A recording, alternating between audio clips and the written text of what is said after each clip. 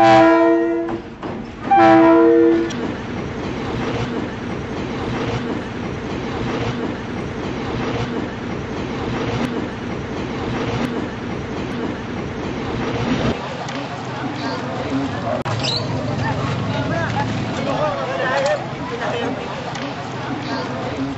ng aming pag-aaral na mailahad ang buhay sa likod ng troll. Upang maipakita na sa kabila ng umuunlad na teknolohiya ay may mga tao pa rin gumagamit ng lumang paraan ng transportasyon upang may mapagkakitaan lamang. At pangatlo, upang mailahad ang tulong ng trolley sa mga pasahero nito at upang mailarawan ang laganap na kahirapan sa ating bansa.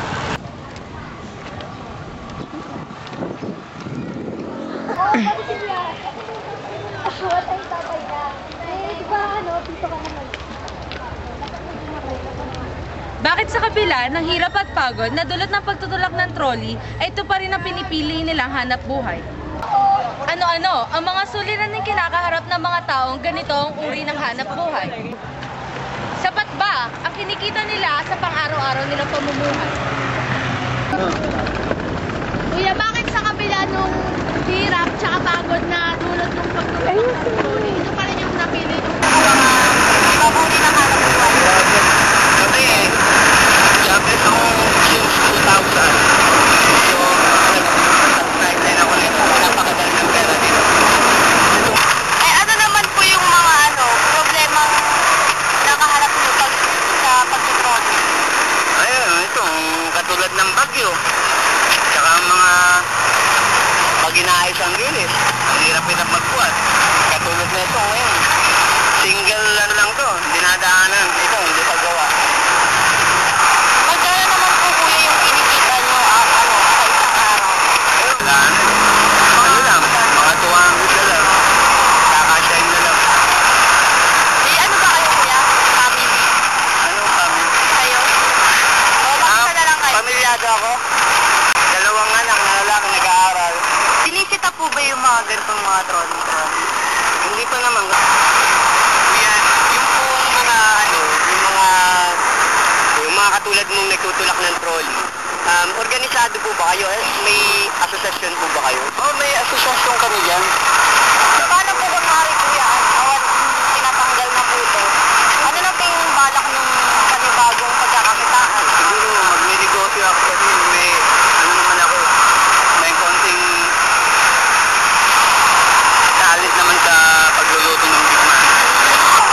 Parang pa po kayong magbalik ng trabaho kung sakaling may pagkakataon. Kasi pag requirements magastos sa requirements Di ba? Dito, once na nagtulak ka, loaded ka, pagbalik mo, pwede mo na bilhin ng pagkain. Hindi ba kayo natatakot na ayun, Clint? Ito nga, madaling araw, dito na kami natutulog sa trolley. Kasi, pag naman, yung last trip, hanggang alas 7 lang. So, alas 7 hanggang alas 5, walang train. Meron lang train kung gagawa ng bilis. Paano pag umuulan? Malakas umuulan? May payong naman, tsaka may may plastic na makapal. Ano yan? Pulong yan. Mga bata, hindi po nagkaka. Ay, hindi naman. Medyo matibay pa naman yung sikmura nila. Yan po, tapos na. Bakit ito po yung mas pinili yung trabaho sa...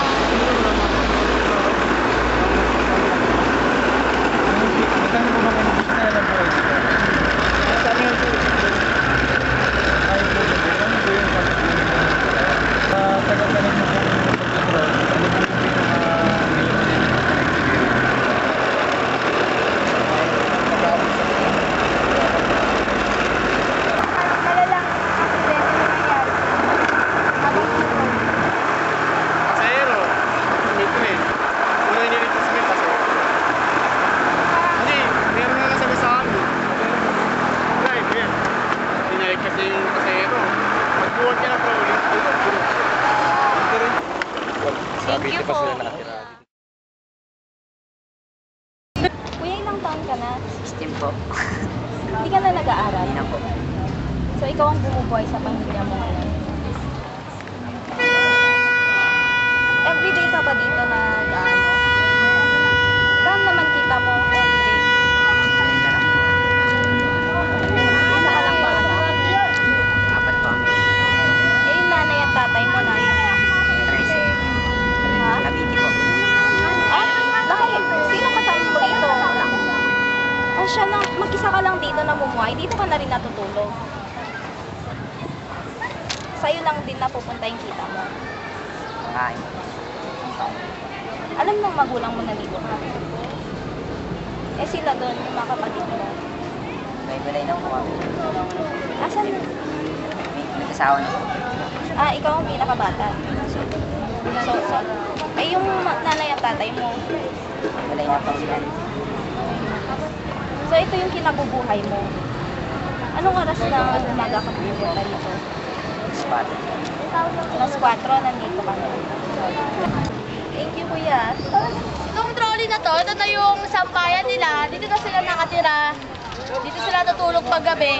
Pag umuulan, tinatakpan lang nila nagpapayong lang sila at tinatakpan lang nila ng plastic para hindi sila mabasa. Dito na rin nag-aaral yung mga anak nila ng mga lessons magagaling sa school.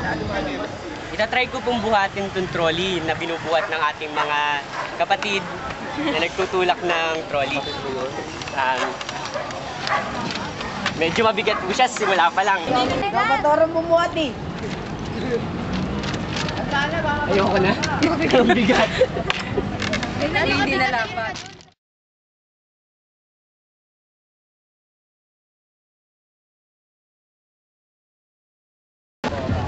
Magandang tanghali po kuya. Tatanong lang po namin kung lagi po ba kayong sumasakay ng trolley? Bakit po kayo nagtatrolley?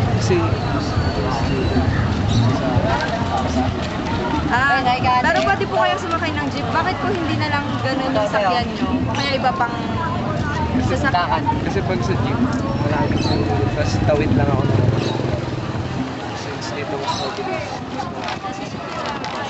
Mas mura ba ang pamasahe dito, kuya? Oo, kasi pag, di ba, sa jeep, hindi mo makas. Pag galing student discount, dito 5 pesos na para sa line. Diretso na Bali sa po ng bali. Kuya, bakit paano kapag, di ba kayo natatakot kapag nandiyan na yung tren? Hindi, kasi araw-araw naman. Paano pag nandiyan na yung tren, pubuhatin na lang to? Kasi alam naman din ng mga nag-trolley kung parang gano'n pagdating ng trend. Ano po yung mga mabuting na itutulot dito sa inyo bilang estudyante? Yun, mabilis. Mas mura kasi sa intention namin. Ayun, yun lang po. Salamat. Maraming salamat. Base sa mga datos na aming nakalap, aming natuklasan ng mga trolley boys dito ay nagmula pa sa iba't ibang lugar at pumunta lang dito upang makipagsapalaran. At ayon sa kanila, sa kabila ng mga maraming trabaho na maaari nilang pasukan, mas ninanais nilang pasukan na lamang ang pagtutulak trolley dahil naniniwala sila na mas madali ang pagkuha ng pera at hindi na nila kailangan ng mga educational background sa pagpasok dito. Dahil sa kahirapan, maraming tao pumipili ng trabaho ito, kahit mahirap at delikado.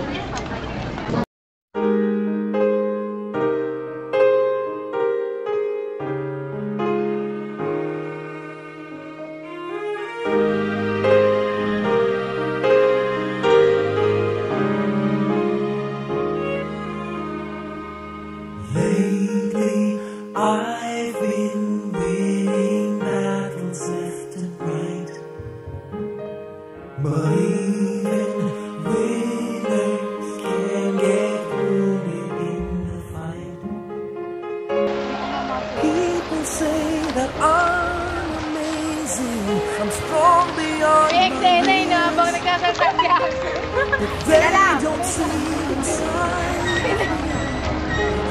Biglang pag...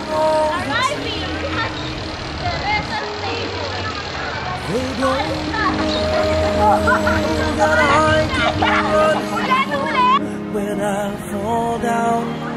They don't know it's me up when Matatawa.